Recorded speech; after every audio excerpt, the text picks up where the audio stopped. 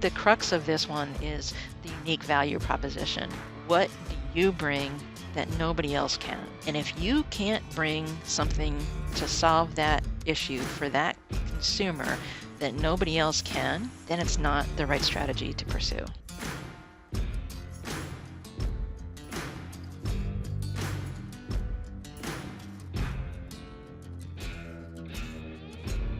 Welcome to the Backcountry Marketing Podcast. Today, I'm sitting down with Sharon Scott. She has been in the industry for 22, maybe 23 years now. She's been on all sides of the business, and today she currently runs a consultancy business called Otterscope.net, where she helps passion-fueled brands get people outside their comfort zone. Sharon, welcome to the show. How are you? I'm great, Cole. Thanks for having me here. Yeah, good to see you. I'm looking forward to our conversation. Too. To kick things off, if you had to survey about 100 people or 100 businesses that are operating in the industry today, how many of them are operating from a strategy, or how many of them are just reacting to things that are happening around them? If you could make a general statement. Yeah, I think that's a really good question and a reasonable perspective to have. And I think a lot of it depends on where those businesses are in their trajectory and maturity in there. I would say most earlier, younger companies of 10 years or less or $10 million or less are probably 90% of them are not working from a strategic framework. Um, a select group of startups start with the strategy first and do a really good process to decide where to pursue. And then when you get into more mature companies, $50 million and up or in business for 20 years or more, they're really the ones understanding the importance of strategy to the success of their business over the long term.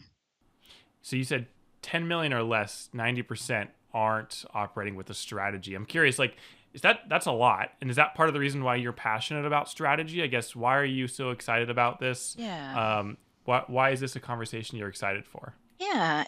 I think because part of it is when you're 10 million or less, a lot of times, particularly in the outdoor and active industries that we choose to spend time in, it's our passion, it's our spark for something. We're not doing this to make the next ginormous bought out by Google company.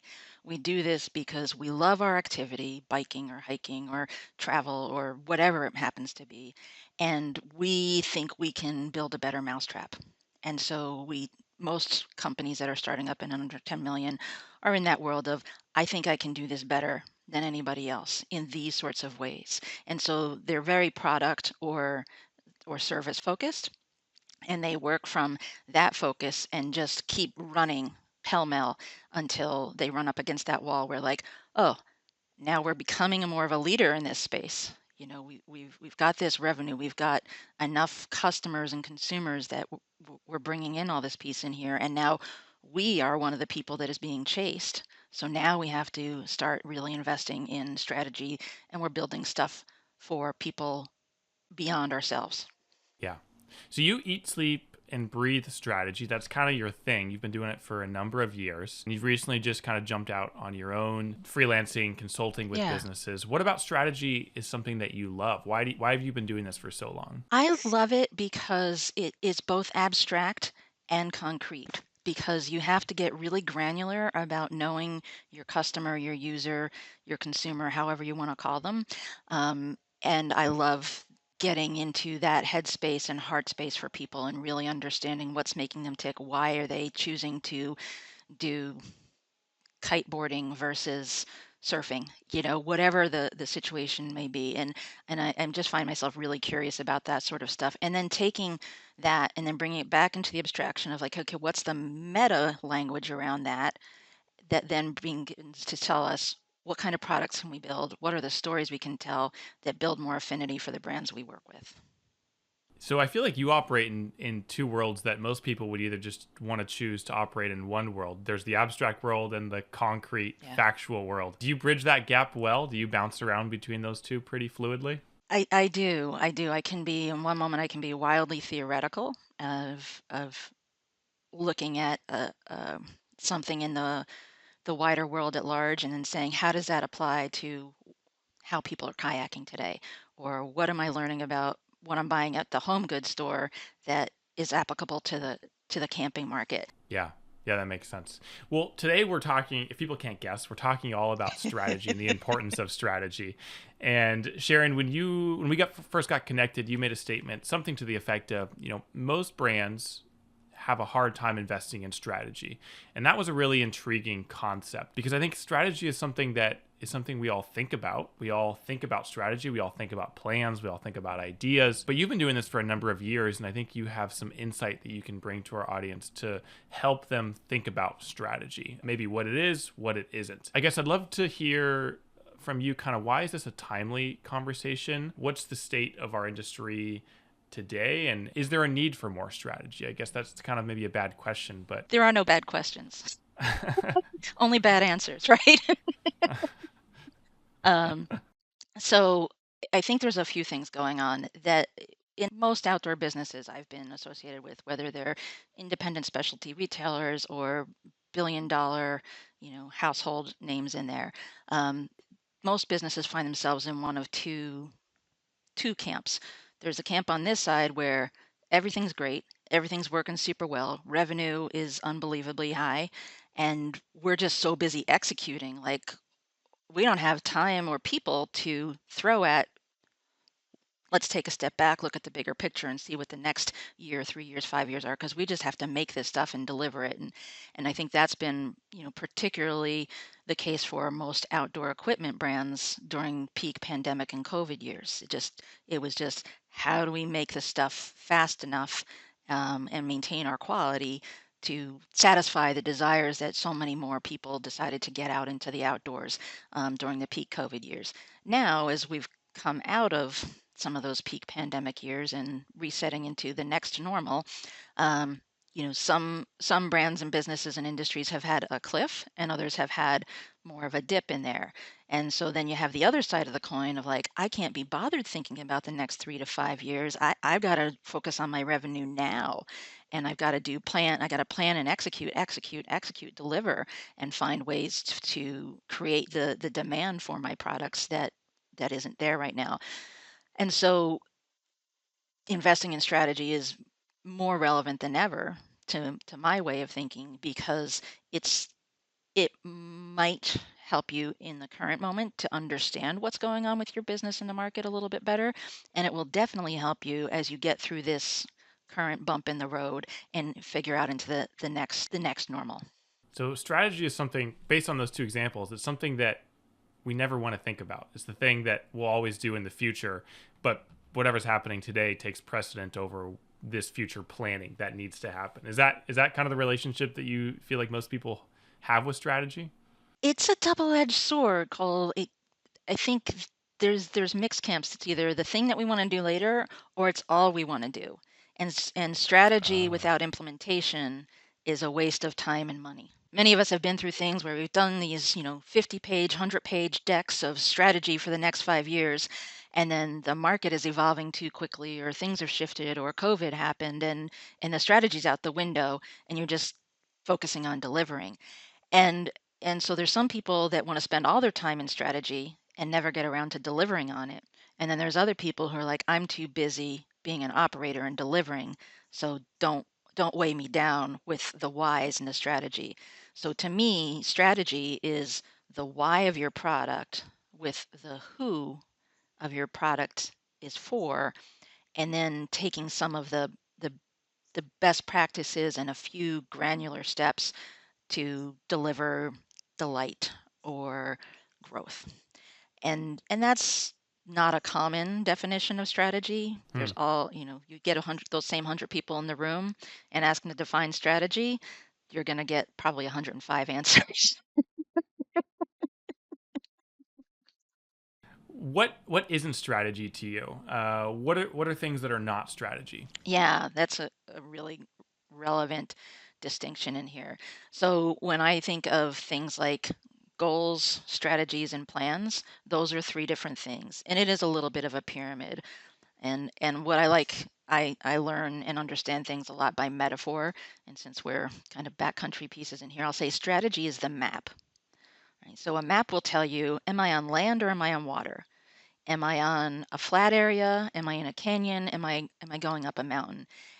And that's the strategy, that's the map, is that's going to tell you what is the right vehicle to use to achieve my goal, which is the destination, right? So I want to climb a 14er in Colorado. Well, probably would not do well with taking a road bike to do that, and the map is going to tell me that. And the goal is that I'm going to climb a 14er. And the strategy is, okay, I looked at this. This is the landscape. This is what you're going to come across. This is what's going on around you. In order to get there, you're probably going to want to drive to a trailhead and then hike up and maybe ski down or maybe do a mix of climbing and hiking and all those pieces in there. And it helps you know what the tools are to achieve it. And then your plans are the route or the GPS instructions or the turn by turn. Okay, I'm going to climb this 14er. I'm going to start at this trailhead, and this is the route I'm going to take. And the plan is very specific and has all those details filled in. And the map is always going to help you because if you go a little off your plan, the strategy in the map is still telling you this is how you can get back to achieve your goal. How many people are even aware of their strategy if the strategy is the map? Like most people would say, well, if I'm on a ridge line, by default, I know I'm on a ridge line. Do I even need to know that I'm here in order to figure out where I'm trying to go? Like, is strategy something that's conscious to many people, or is it something that happens once a year at a quarterly or at a yearly retreat? Yeah, I hadn't thought about it that way before. And now that I'm thinking about it a little bit, it is a lot of people are more in that camp of it's a once a year or every 3 to 5 years when we do a strategic planning exercise. Um, and and for a strategy to be really successful, it has to be in our hearts as well as in our minds, and not this 50-page deck that we look at to see at the end of the 3-year plan, oh, did we do any of that? Um, and I think that's where you and I were talking earlier about Peter Drucker and his definition of strategy. And then later on, he's like, yeah, and culture eats strategy for breakfast. And I think part of that is you have to ingrain in the culture to have that strategic mindset and to keep calibrating back and saying, is this aligned with our strategy? Is this part and parcel of what we're trying to do? Is this going to get us to our goal, or is this a shiny new thing or a squirrel that we're chasing? Hmm. You said strategy has to be ingrained in your heart as well. Yeah. Why is that? In these passion fueled businesses that we're part of in the outdoor industry, the head and the numbers only get you so far, and there's too much good stuff out there, and it's easy to make stuff that is good enough for what most of us do.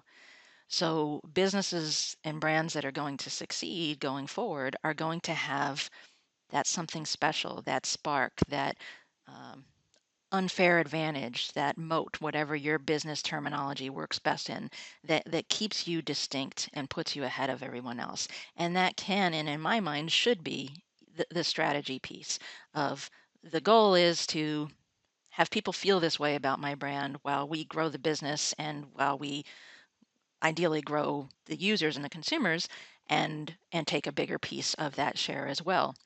And then the strategy is the piece that helps you say, and we're going to do that in these general ways.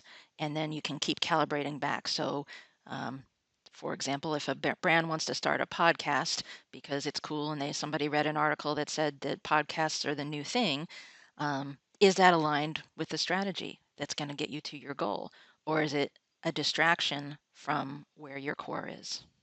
As you said, strategy is abstract and concrete at the same time. Yeah, And we're kind of in this abstract realm, and we're going to get to some of the more concrete stuff in a moment. But sure. I'm kind of enjoying this abstract ideation process right now. In your experience, does that generally come from leadership, or can strategy come from anyone within the organization? It can come from anyone in the organization. And um, oftentimes, in my experience, it's best when it comes from a bottom-up approach versus a top-down approach, because like, strategy without implementation is nothing. And so the people that are going to be building the plans and doing the work and making the goods and going to the media events and all of those pieces and talking to the customers and the dealers, they're the ones that have to really embody it and make it part of their everyday and make those hard decisions about I'm going to do this, I'm not going to do this. Um, so I think that when it comes when the broader base of the organization is involved in the strategic planning process, you come up with more likely successful strategies because you get that buy-in ahead of time, and that's part of the process that I work with to build that cross-functional buy-in in there. Most often, it's hard to get that from the people who are in the thick of it because they're so darn busy delivering every day. And that's where, you know, consultants and outside help can really be a benefit. Would you say that's where most strategy falls apart? Is in the implementation and the getting the entire team on board, and as you're talking about this recalibrating, daily or weekly against the strategy? It is. Yeah, I would definitely say that because it can come a few different ways. So if company brings in a consultant or an agency to look and say we're going to do brand strategy or product strategy for you, then the people delivering on it, we hire smart, great, wonderful people in this industry, and they have ideas too, and they don't feel like they've been part of that process, and they're just being told what to do, and that's not going to be as successful. And I think a lot of times people come in when they have the consultants come in and just they come in and they skip on the surface, and then when it gets into the hard work of doing the work, that's all put on the shoulders of the team that's in place. And so, it can be tricky when you have a hire somebody to do strategic consulting that does not have any skin in the game for at least the first levels of implementation. Hmm.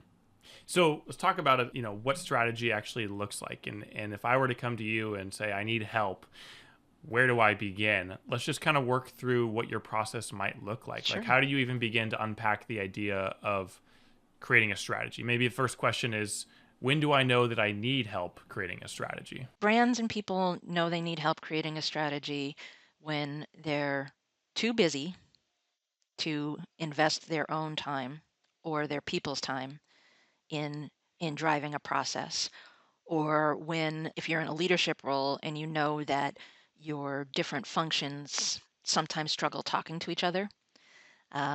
So it's hard to get sales and R&D and marketing and finance all in and at the table and feel like they've got a vested interest in the success of it in there. So it's whether you and your team are too busy to devote time to the strategy, something is changing in your market or your consumer base, and so what has been working for you for some time, it maybe isn't working quite as well, or you see a point where this has been great for the past 3 years and now things are different, and I need some outside help with figuring out how to succeed in the next iteration. How do you begin to gather your facts and all the elements that you need to dive into this? Yeah, so it all starts with the audience.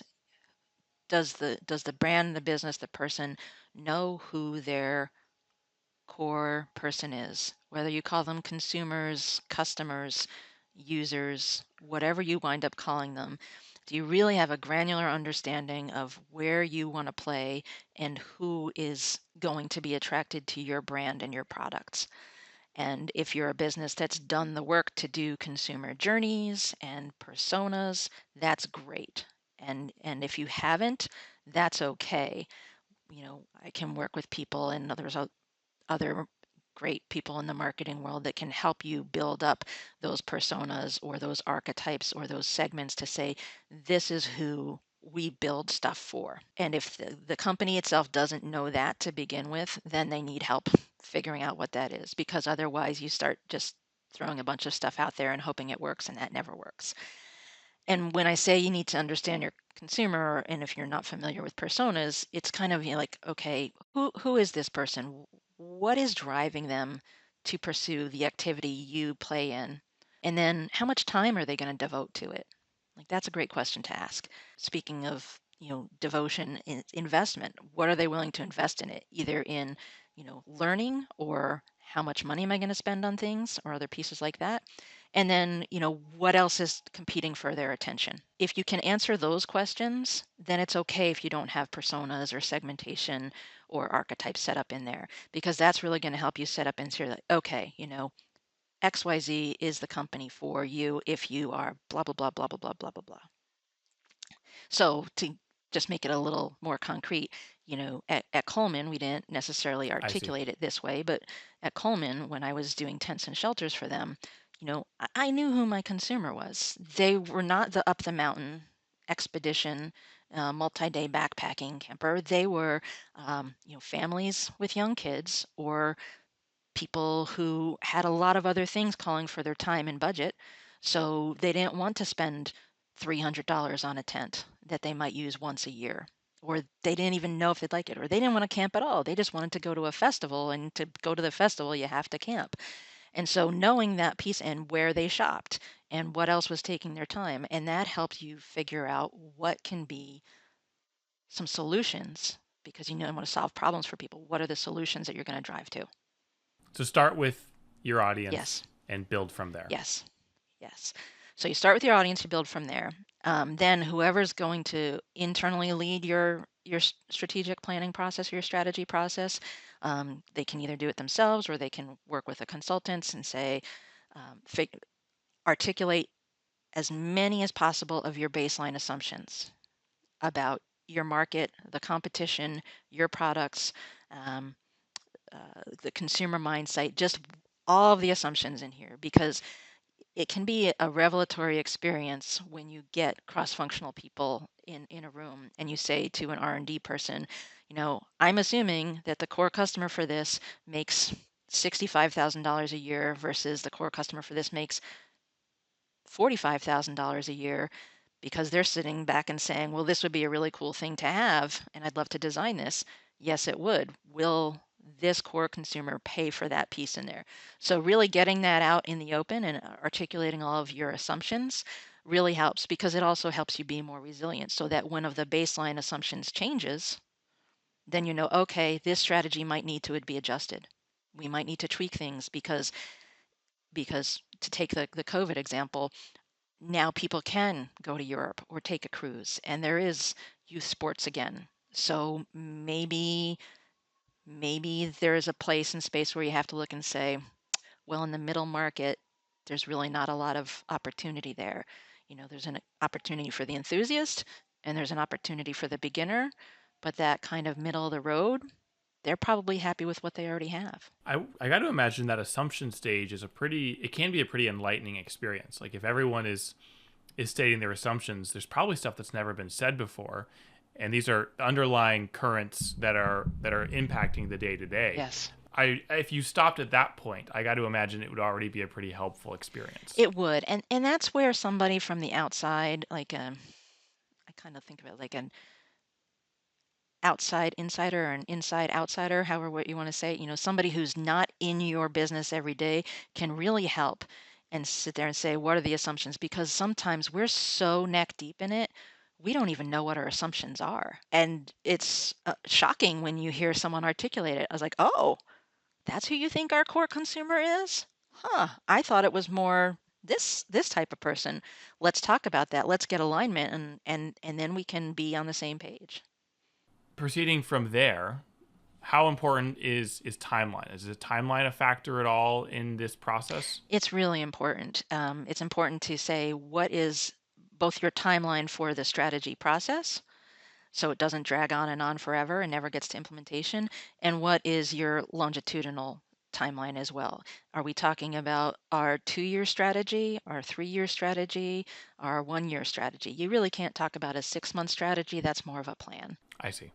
So anything beyond a year, though, you would I say would that. probably put it in the strategic bucket. Okay, interesting. And so from there, just kind of keep walking me through these Yeah. steps. This is good. So those first three pieces, knowing the consumer, customer, user, articulating your assumptions, and figuring out the timeline. That usually happens with some people say the executive sponsor, the in-house implementer, and the consultant. Or if you decide to do everything in-house, the in-house implementer by doing some interviewing questions with key stakeholders, sales, R&D, operations. Um, so you've got all those agreed. You've gotten some buy-in already from the exec team in there. You've gotten buy-in from finance and leadership about we're going to spend this much time and this much money doing it. And if you're going outside, it's money we're going to spend. And if we're staying inside, we have to give a relief valve to the people who already have full-time jobs. It's really hard when you just try and add that on top of the 40 to 50 hour a week job most marketers and product developers are already and salespeople are already doing, right? So, so once you get all that alignment and you understand those pieces in Right. there, some of the assumptions work from the in-house point of contact um, will will necessitate having these cross-functional meetings anyway, just to double check. Hey, am I forgetting anything? And then you start having ideation sessions. And in my experience, those are best done in person. They can be done virtually. It's just a little bit harder to get people's full attention when you're not in the room together. And a really good ideation session, it can be a day and a half or 2 days, and you start off, this is what we're looking to do over this time frame. This is who's leading it. You all have to buy into it. This is the place where I love the Amazon phrase, disagree and commit. This is the place where we disagree, and then we commit to doing it. Even if it's not what I would have chosen to do, it's what we chose to do, and that's okay. So these can be really hard because everybody wants a seat at the table for these sessions, and you have to make hard decisions of having a representative from the group. And the groups that definitely need to be at the table in my mind are, you know, ideally a member of the company's leadership who gets bought in all along the process and can sit there and say no or yes to something that's a macro question. Um, a marketer in addition to the point of content, because usually the point of contact for this kind of work is a marketer, whether they're a product marketer or a brand marketer, but another marketer who's not that point of contact. Somebody from R&D or design is really important because they can say, yeah, that's a great idea. No, we cannot deliver that in 2 years. We can look at that for the 5-year plan.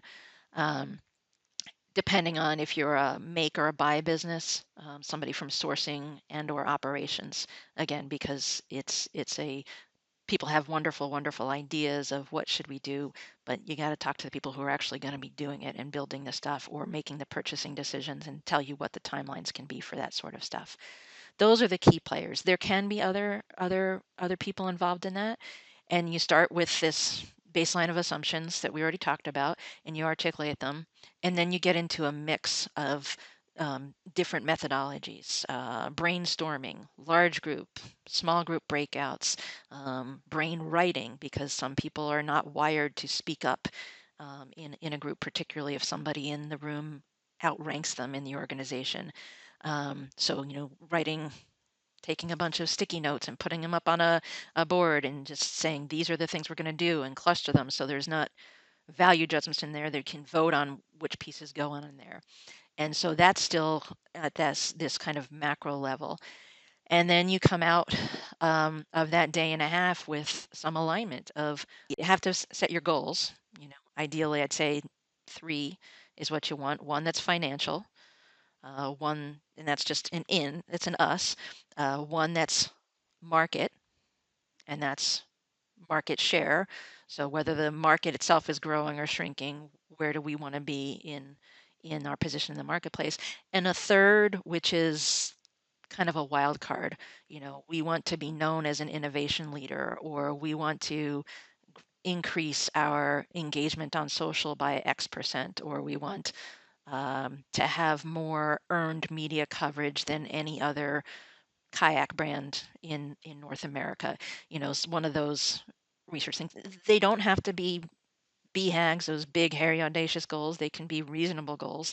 Um, and so everybody has to have those goals articulated as well and aligned and make sure that then when you come up with what are the strategic steps we're going to take and how do we implement that, that they're aligned to drive to what those goals are. I think one of the places where there's a lot of struggle and challenge is this, granular understanding of where you're going to play, because some of that does get into the planning part or the implementation part.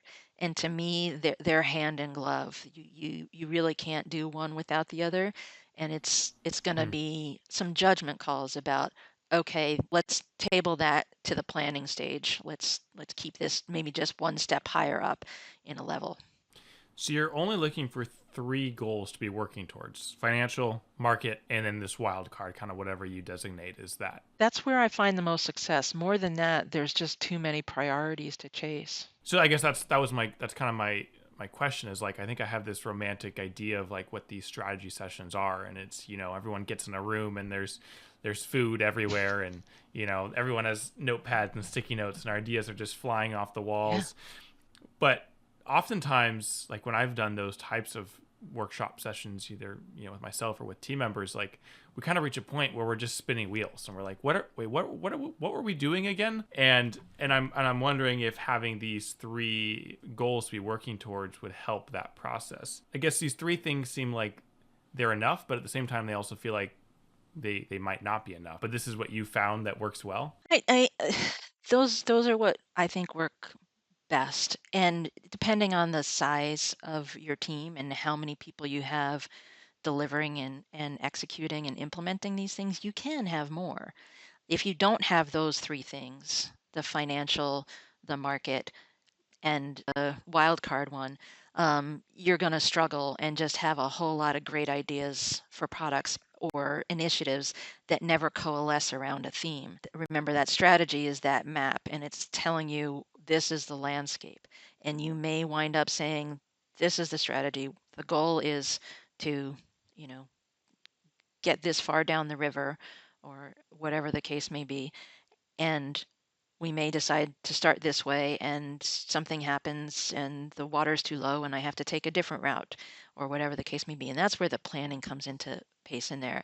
And I find it can be really helpful to have those three goals like written up. I'm a big fan of the giant, uh, you know, paper chart size post-it notes you stick on the wall, and then the post-it notes in here and say, okay, if these are the buckets of things we're looking at, then what fits in here?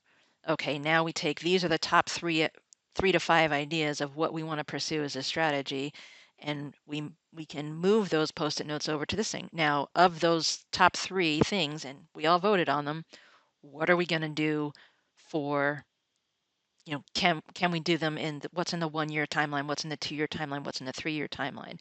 And that can be the piece that really helps stop spinning of the wheels of like, oh yeah, there's no way we can do that in a year. Okay, we all love this idea. We all want to do this idea. There's no way I can do it in a year. Okay.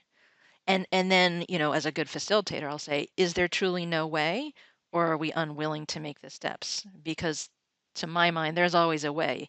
When you're talking about physical products, there's three variables: time, people, and money.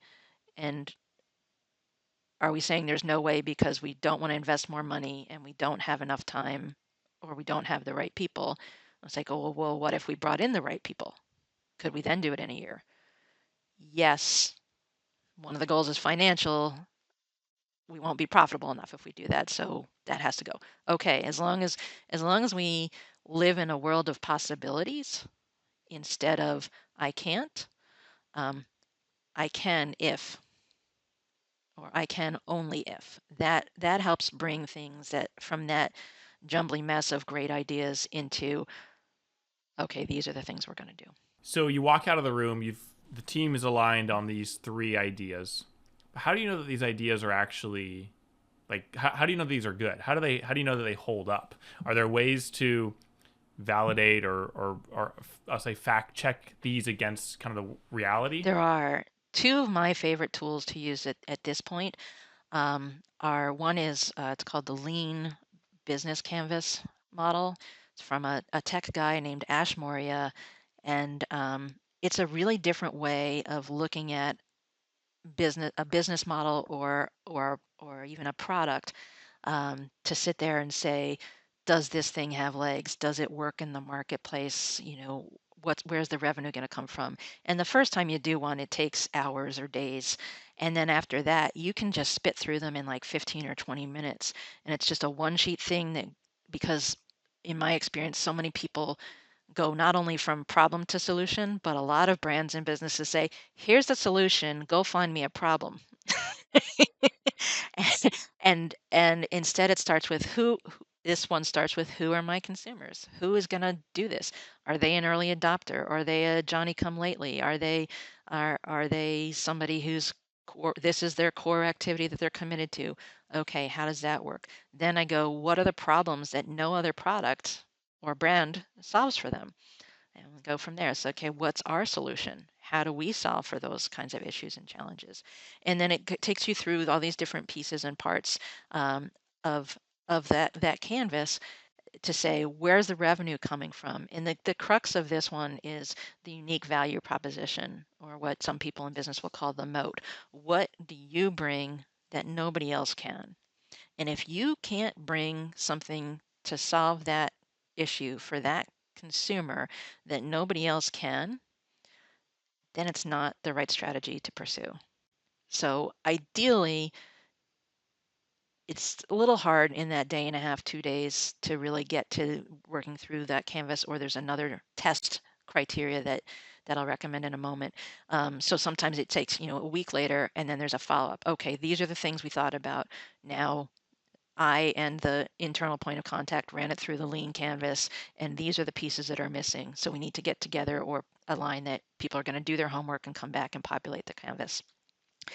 There's another way to do it that McKinsey, which is just a really world-class consulting agency, global in scope in there, they have 10 tests that they suggest people put them through for the strategy. And I can't even remember what they all are. I think that's way too much for most brands and businesses to say. It's like come through 10 tests, but I really like 3 of them.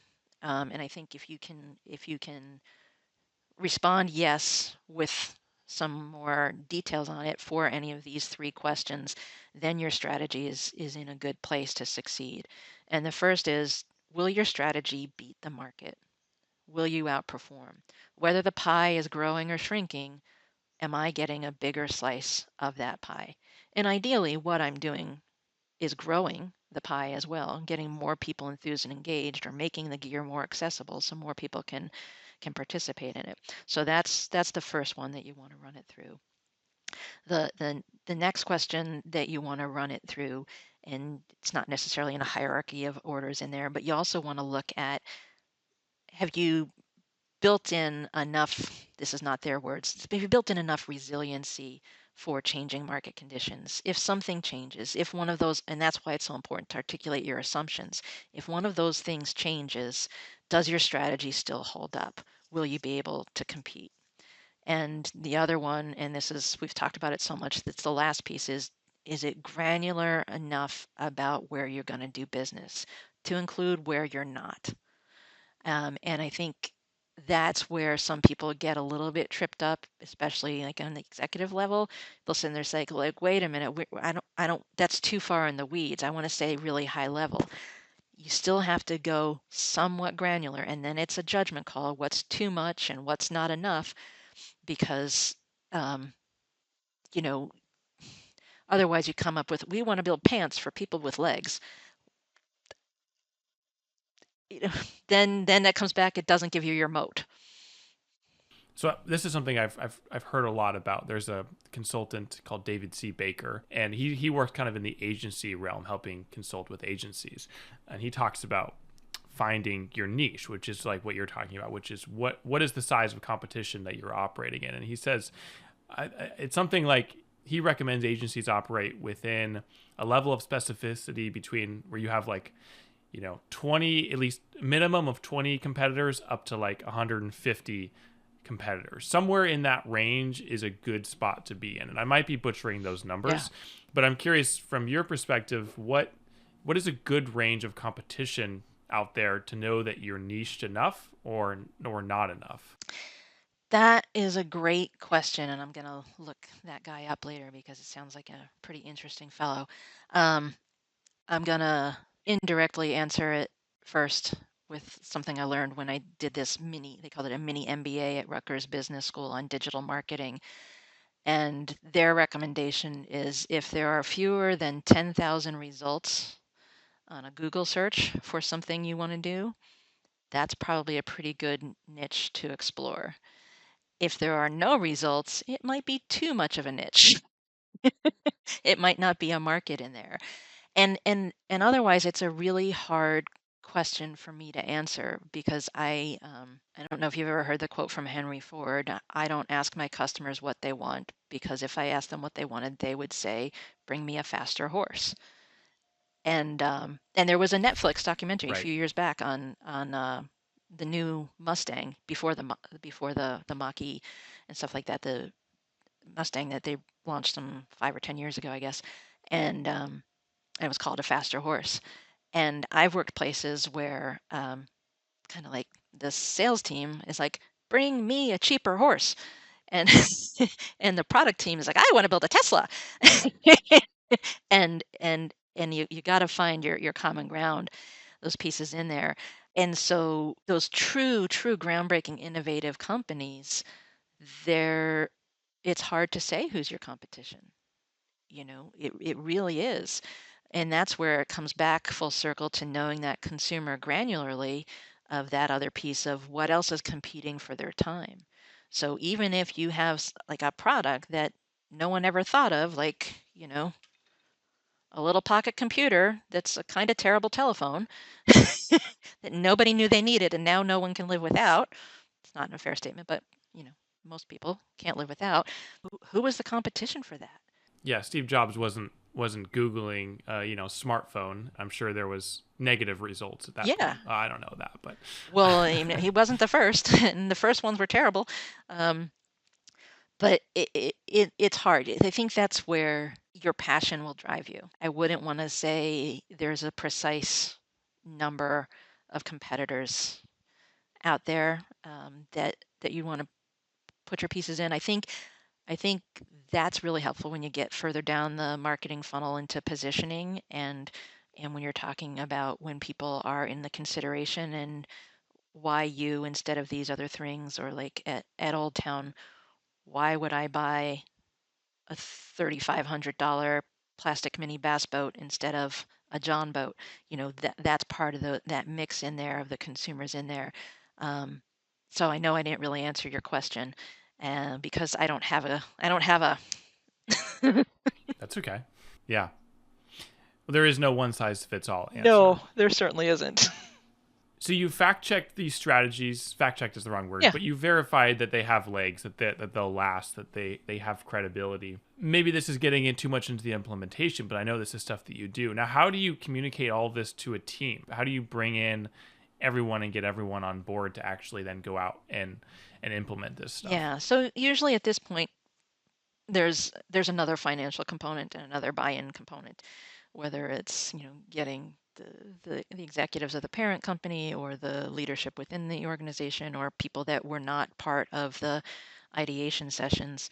And you got to get your executive buy-in because there's going to be a financial ask. Like, in order to do this, we need two more engineers and $97,000 more for market development funds for sales and blah, blah, blah, blah, blah, blah. And so to me, you build your deck that um, streamlines for the executive audience. These are our assumptions. These are our core consumers, customers. This is who we want to be. This is how we want to do it. This is the timeline. And this is what we expect the results to be. This is how we're going to measure it. So back to the goals. Our goal start and end with the goals. Our goals are this, so we're going to do these things. And then as part is like, and this is the approach we want to take. And we've tested according to 3 of McKinsey's 10 tests, and it passes. And that's when you can say, we had 4 other ideas that didn't pass the test. So you're not going to see them. They're in the appendix. Um, you still want to have that because sometimes those meetings don't go well and the executives aren't bought in, no matter how much you brought to there. Well, what else do you have? Well, we decided not to do this because it doesn't work with the timeline. Then you get that permission to say, okay, extend the timeline. Or, okay, you can't extend the timeline, but I will invest X to get you to meet the timeline. So that's where some of the negotiations. So have that all articulated out there. And in my experience, when senior executives see that level of consideration and scenario planning and what if the market shifts and all those tests and pieces you did in there, um, they'll give you their buy-in and blessing to move forward. And once they do that, then you bring in all the cross-functional managers say, hey, whether it's your annual your annual planning meeting or your your senior bosses direct reports meetings in there, it's like, we come out here, this is who we are going to be for the next 3 years. This is who we are. This is where we're going to go. This is what we're going to do.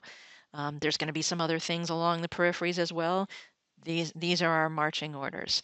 Um, we want everybody to understand and to be bought in as much as they possibly can. And if at all possible, socialize it through everybody. Production, shipping, customer service is often, last to know, but they're on the front lines. They're talking to the consumers, they're talking to the dealers, help them understand where we are and what we're going. You got to be careful about giving them too much information so you don't have an inadvertent leak. But to get really as much of the organization as possible bought into it, um, that really makes for more success. So when all of these ingredients come together, what sort of benefit have you seen come out of this strategic planning? Because I think, as you were talking about earlier, like oftentimes people are hesitant to do strategic planning because it gets put on a bookshelf and never gets considered again. However, if it's truly implemented and if it's the right plan, it's the right strategy, it can have tremendous benefits. And I think people, like, we know that, like that's an obvious thing. But what are some results that you've seen in your experience doing this? Sure. So, most recently at Johnson Outdoors Watercraft, Old Town Canoe and Ocean Kayak, um, that those results that we had through looking at these processes in a more strategic manner was just remarkable impact in there. So when I joined the company, it was not in a market leadership position and was a shrinking business. And we had some amazing innovation in the pipeline. Before I started, I had nothing to do with deciding that was the innovation we were going to chase. They had a product roadmap, and it was to have kayaks with built-in GPS anchor-enabled trolling motors. So when you fish, if you get on a fish, you don't have to worry about controlling the kayak. You push a button, and the kayak stays where it's going to go. So all you have to worry about is getting that fish, landing that fish, and either releasing or sustainably harvesting that fish. And we knew that there was a certain consumer who wanted this kind of piece in there, and they were putting these trolling motors on their kayaks that weren't built for them anyway.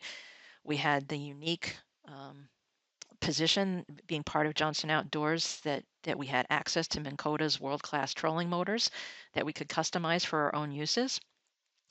And when I came in, they were going to be launched as this distinct series, and there were already a variety of series in the marketplace from Old Town. There was the Topwater series and the Sportsman canoe and the Predator series and pedal kayaks and paddling kayaks and mixed water kayaks and all kinds of things in there. And so I came in and we had some great outside research. We did ethnography, we did surveys, we did message testing, we did consumer testing, we did market sizing, all kinds of great inputs from both internal and external resources about this to help us know we were going after this enthusiast angler, this person who fishes like 100 days a year, which made my like, who fishes 100 days a year? And like, a lot of people fish 100 days a year. It's crazy. And we thought, this is good innovation. Is it enough? Because otherwise, most companies like, here's our new thing, and 2 years later, here's our new thing. And instead, we took all this information that we had and took some of the equity we had in other names, and we said, okay, we're going to create a line. We're going to create the Old Town Sportsman line, and we're going to take all of these boats, whether it was Predator, Discovery Solo Sportsman, Topwater, Malibu Pedal, and we're gonna create a line. We're gonna call it the Sportsman line. We message tested that because I was a little antsy about being inclusive, calling it Sportsman. But whether you identify it as a man or a woman, people love that name.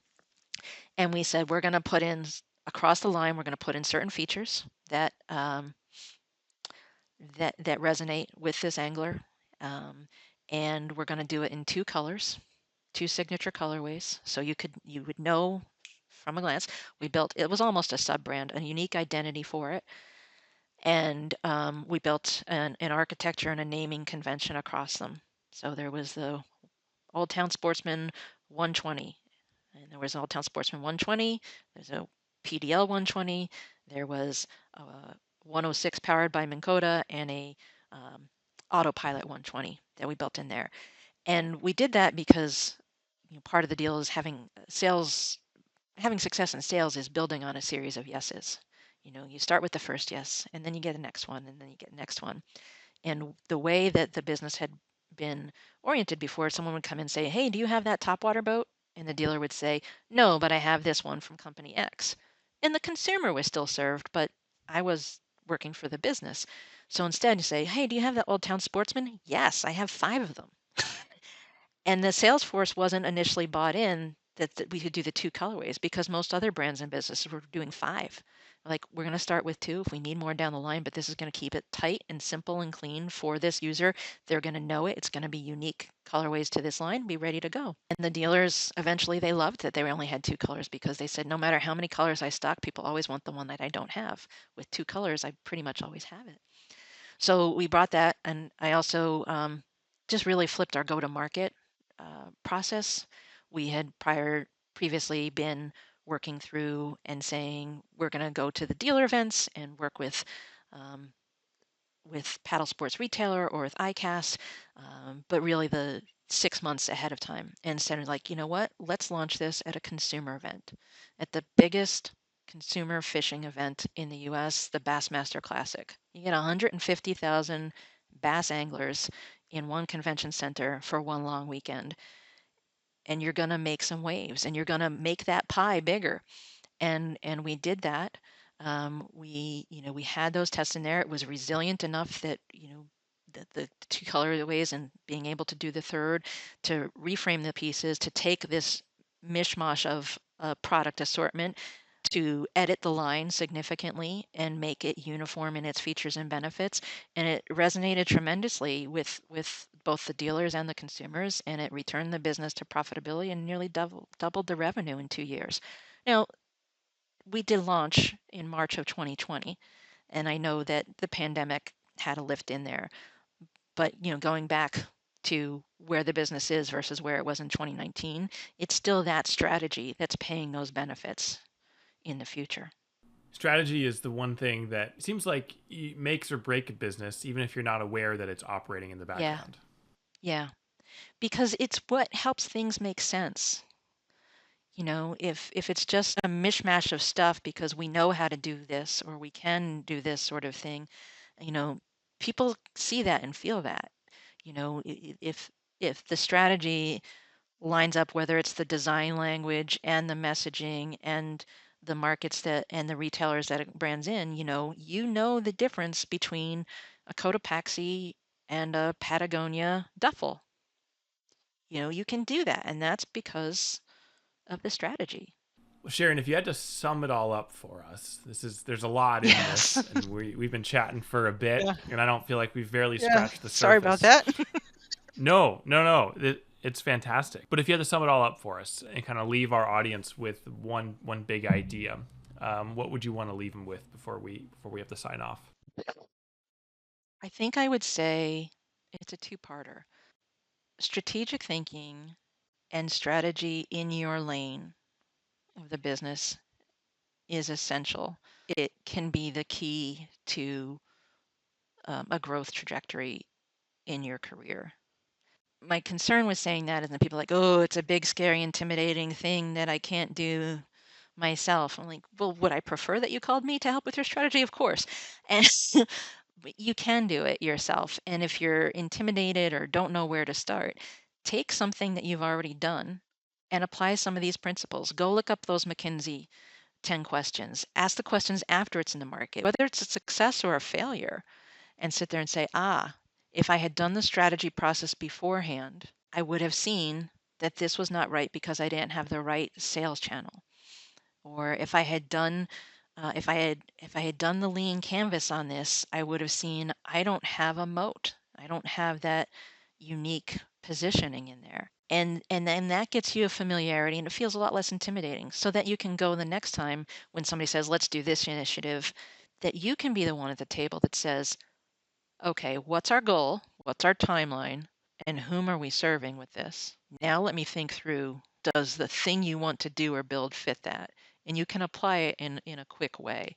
And if you really want to grow and build a business for the next 10, 20 years, doing the strategy work is essential.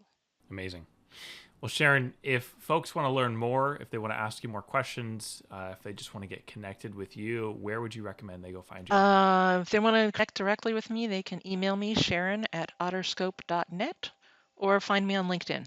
Amazing. Well, Sharon, thank you for taking the time. Thank you for sharing some of your expertise and the things you've been learning along the way. You've definitely given me a lot to think about. I have this love-hate relationship with strategy. I love the big picture. I also get intimidated and sometimes lose track of what I'm supposed to be doing. But honestly, I feel like some of these bullet points and these tests that you've been talking about are giving me things to actually ground myself in some of the exercises that I've been trying myself. So I appreciate everything that you've talked about, and I hope you have a great rest of your day. Appreciate it. It's been a pleasure, and you can call me anytime. I'll be happy to talk to you about strategy. I'll probably take you up on that. All right. Thanks, Okay, Sharon. take care. Bye. Bye.